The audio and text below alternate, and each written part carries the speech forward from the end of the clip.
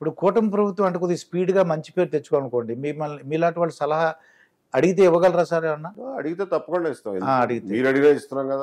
అవును. జనరల్గా కొద్దిగా స్పీడ్గా డెవలప్ అవ్వాలంటే, ఎందుకంటే ఇంత విధ్వంసం ఆర్థిక విధ్వంసం జరిగిన తర్వాత కొద్దిగా స్పీడ్గా డెవలప్ అవ్వాలంటే అమరావతి ఏదో ట్రై చేస్తున్నారండి, పోలవరం ట్రై చేస్తున్నారు. ఇంకోటి ఏంటంటే చంద్రబాబు నాయుడు గారి గొప్పతనం, మీరు అంటే మీరు దగ్గరుండి చూస్తారు కదా, మా ఏంటంటే టీవీలో చూడడం అండి, దగ్గరుండి చూడడం. అందరూ అనుకునేది 75 సంవత్సరాలు సార్ ఆయనకి.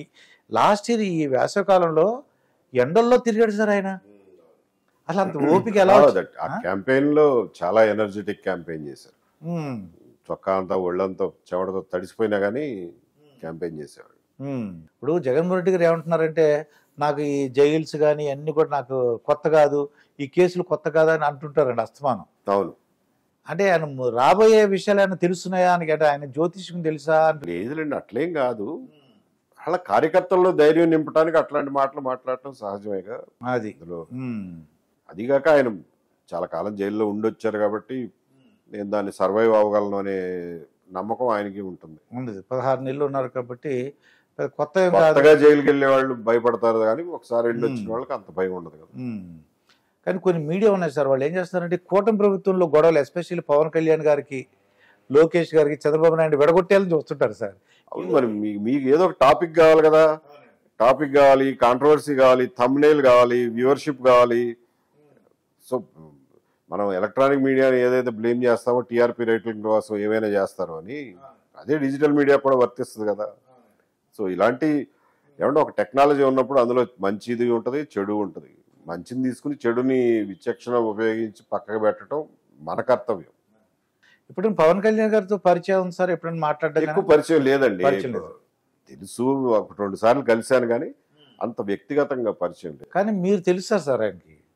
మాత్రం తెలుస్తుంది ఆయనకి, ఎందుకంటే 2-3 సార్లు కలిసాము. మరి ఆయనకి జ్ఞాపకం పెట్టుకుంటే సంతోషం. ఒక స్ట్రిక్ట్ ఆఫీసర్ అని అంటే ఉంది పేరు.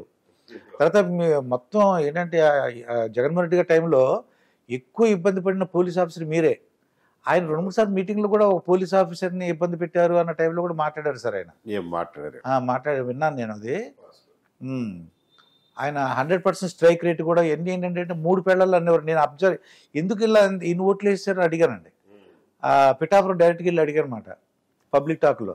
అడిగితే అస్తమానం పర్సనల్ విషయం, వ్యక్తిగతం మన నీకు 3 పేళ్ళాలు అనేసరికి అది ఏం కాదు, మేము ప్రూవ్ చేస్తాం, అయినా సరే మాకు కావాలని చెప్పేసి మేము ప్రూవ్ చేసామని బంపర్ మెజార్టీ ఇచ్చారండి. అది ఆయన 2019 ఎన్నికలప్పుడే సామర్లకోటలోనే మొదలెట్టాడు ఆయన, జగన్మోహన్ రెడ్డి గారు. ఇది పవన్ కళ్యాణ్ గారి మీద వ్యక్తిగత దోషులు, కార్లు మార్చినట్లు భార్యలను మారుస్తారు, అది ఇది అని చెప్పి అక్కడే ఆయన మొదలెట్టాడు. అదొక వ్యూహం ప్రకారం చేశారు. అప్పుడు మొన్న కూడా ఆయన్ని వ్యక్తిగతంగా కించపరచాలని చెప్పి, దాన్ని ప్రజలు కూడా అర్థం చేసుకుంటారు కదా. వ్యక్తిగత విషయాలు నీకు ఎందుకయ్యా, రాజకీయాల్లాగా ఉండాలి తప్ప అనేది ప్రజలే అర్థం చేసుకుని జవాబు చెప్పారు. జగన్మోహన్ రెడ్డి గారి మీద అభిమానం ఉన్న వాళ్ళు చాలా మంది అంటుంటారండి, వాళ్ళు నిజంగా ఆయన కక్షపూర్తి చర్యలు కాకుండా ఆయన పరిపాలన ఆయన చేసుకుంటే రెండోసారి కూడా ఆయన వచ్చింది సార్. ఇది ఇలాగ ఏది వ్యక్తిగతంగా దూషించకుండా, చంద్రబాబు నాయుడు గారిని జైల్లో పెట్టకుండా ల్యాండ్ టైటిల్ యాక్ట్ అని పెట్టారండి. దాని మీద బొమ్మలు వేసేసుకుని ఇవన్నీ భయపడిపోయారండి.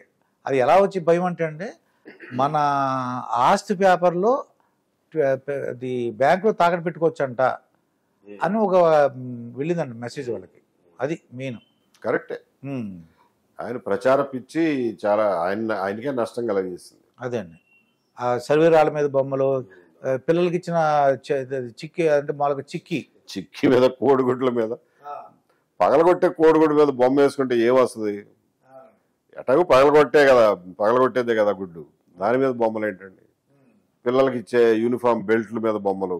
అంటే నేను కూడా ఎవరో ఇస్తా సలహా, తప్పుడు సలహా ఇస్తే ఓకే అనేసి ఉంటారండి. మీరు ఏదన్నా పోస్ట్ ఎక్స్పెక్ట్ చేస్తున్నారని, నాకు ఈ పదవి అంటే ఇష్టం, ఈ అంటే ఈ డిపార్ట్మెంట్ అయితే నేను చేయగలను, లేకపోతే ఇది అయితే ఈ వింగ్ అయితే నేను చేయగలను, నాకు ఇష్టం, అలాగే ఉన్నాయి సార్ అన్న?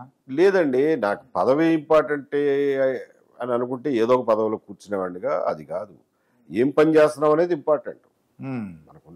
ఇప్పుడు ఉద్యోగం చేసిన వాళ్ళు ఉద్యోగం చేస్తామండి, ఉద్యోగంలో ఏ పోస్ట్ ఇస్తే ఆ పోస్ట్లో ఉద్యోగం చేస్తాం, అంతే కదా. ట్రాఫిక్ ఉద్యోగం ఇస్తే మీరు క్రైమో లా అండ్ ఆర్డర్ చేయరు కదా, చేయలేరు. ట్రాఫిక్ ఉద్యోగమే చేస్తారు. అంటే ఎవరో చెప్పింది మీరు చేయాలి. మీరు ఎందుకంటే గవర్నమెంట్ సర్వెంట్ కాబట్టి మీ సొంత నిర్ణయాన్ని తీసుకోవడానికి మీకు వీలు పడదు. రిటైర్ అయిపోయిన తర్వాత నాకు ఆ స్వేచ్ఛ ఉందిగా, నేను ఏం చేయాలి, నా లైఫ్తో ఏం చేయాలి, నా టైం ఏం చేయాలి అనేది నా ఇష్టం. సో ఏది ఇంపార్టెంట్, ఏది ముఖ్యం, సమాజానికి ఏది పనికొస్తుంది, నేను ఏ రకంగా సమాజానికి కంట్రిబ్యూట్ చేయగలను అనేది నాకు తెలుసు. తెలుసు. కాబట్టి ఒక పదవో లేకపోతే ఇంకొకటి, ఎన్ని పదవులు చూడలా, ఇప్పుడు కొత్తగా వచ్చే పదవులు, కొత్తగా వచ్చే కిరీటాలు ఏముంటాయి, అదే ఇవన్నీ చూస్తారు మీరు. చూసాం కదా. ప్రతి మనిషికి ఉంటది, ఎవరికైనా కొంచెం అంటే ఒక రాజ్యసభ కావాలనో లేకపోతే ఎమ్మెల్యే అట్లాంటివి కూడా ఉంటాయి కొంతమందికి. రాజకీయపరమైన కోరికలు కానీ జీవితంలో జనరల్ గానే రికగ్నిషన్ కావాలనో ఇంకొకటో అలాంటి కోరికలు ఉంటాయి. మాస్లోస్ నీడ్ హైరార్కీలో లాగా self actualisation needs kick in అవుతాయి. కూటమి ప్రభుత్వం మీకు ఇస్తే మీరు తీసుకుంటారా వద్దంటారా? ఒక స్టేజ్ దాటిన తర్వాత. కానీ నేను దాదాపు అన్ని సెల్ఫ్ యాక్చువలైజేషన్ స్టేజ్ దాటిపోయి ఉన్నాను ఇప్పుడు. కాబట్టి ఇప్పుడు నేను చేయగలిగిందల్లా నా టైంని ఏ రకంగా బెటర్గా ఉపయోగించుకోవచ్చు అనేది అనుకున్నప్పుడు నాకు కనిపించింది సమాజానికి ఎదురుగా ఉన్న అత్యంత ప్రమాదం జగన్మోహన్ రెడ్డి, వైఎస్ఆర్సీపీ పార్టీ, జగన్మోహన్ రెడ్డి గారి రాజకీయ శైలి, ఆయన రాజకీయాలు చేసే తీరు, పద్ధతి. దాని నుంచి సమాజాన్ని రక్షించుకోవడానికి నా చేతనైన ప్రయత్నం చేద్దామన్న ఉద్దేశంతో ఇందులోకి దిగా. అది ఏమన్నా మరి బెదిరింపులు కానీ మీకు కానీ ఇబ్బందులు ఏవి రాలేదు. ఏం రాదండి. మీరు చెప్పినట్టు జేఎన్ఏ అని వస్తుందండి. జేఎన్ అంటే జగన్ నెవర్ ఎగైన్. ఓకే, మీరు దానికి యాక్రోనిమ్ తయారు చేస్తారు. జేఎన్ఏ ఉద్యమం అంట. JNA Jagan never again. JNA ఉద్యమం కాదు, జన ఉద్యమం కావాలి. ఇది బాగుందండి. జేఎన్ఏ మీద జన ఉద్యమం రావాలి. సరే, అప్పుడు పోలీసింగ్ ఇప్పుడు పోలీసింగ్ ఎలా అంటే ఇప్పుడే మీరు వెరీ బిగినింగ్కి అప్పుడు టెక్నాలజీ లేదు సార్. అది ఇప్పుడు కుటుంబ సంబంధాలు కూడా మారిపోయినాయి సార్.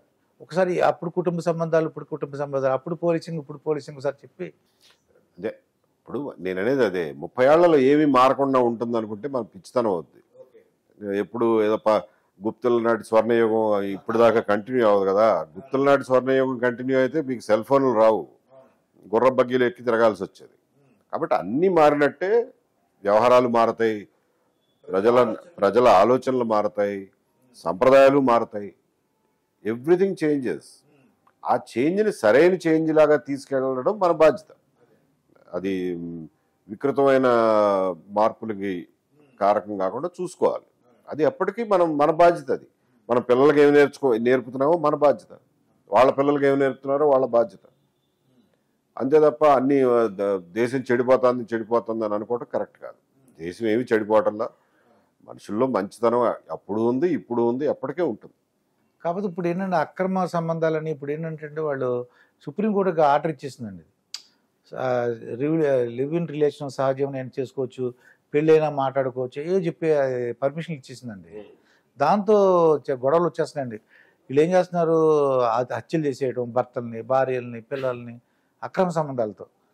అది ఎప్పుడూ ఉన్నాయి దుర్గాప్రసాద్ గారు, మీరు మర్చిపోయి ఉంటారు. పాత రోజుల్లో అక్రమ సంబంధాలు లేవా? ఉన్నాయండి. సెకండ్ ఫ్యామిలీలు లేవా? ఎన్ని లేవు? కొద్దిగా ఇప్పుడు ఎక్కువైపోయినాయి. అదే అండి. ఏవి నా ఉద్దేశంలో ఎక్కువేం అవ్వాల. ఆర్థిక పరమైనటువంటి అభివృద్ధి జరిగినప్పుడు మగపిల్లలు, ఆడపిల్లలు వాళ్ళ కాళ్ళ మీద వాళ్ళు నిలబడినాడు.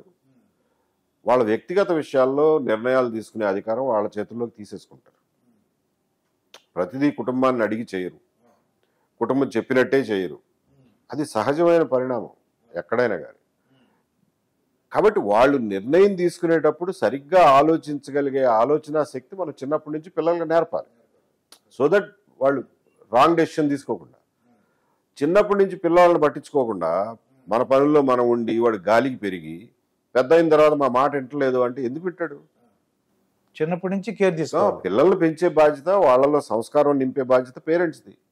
పేరెంట్స్ ఆ బాధ్యత నిర్వర్తించిన ఫ్యామిలీల్లో మీకు ఎక్కడా కనపడదు ఈ ప్రాబ్లం. సో మనుషులు చెడిపోతున్నారు అనేదాన్ని నేను ఒప్పుకోను. మనుషులు ఏమి చెడిపోవట్లా, అన్నీ బాగానే ఉన్నాయి. మనం సమాజాన్ని సరైన దారిలో నడిపించుకోవడం పెద్దలుగా, ఎక్స్పీరియన్స్ ఉన్న మనుషులుగా మనది బాధ్యత.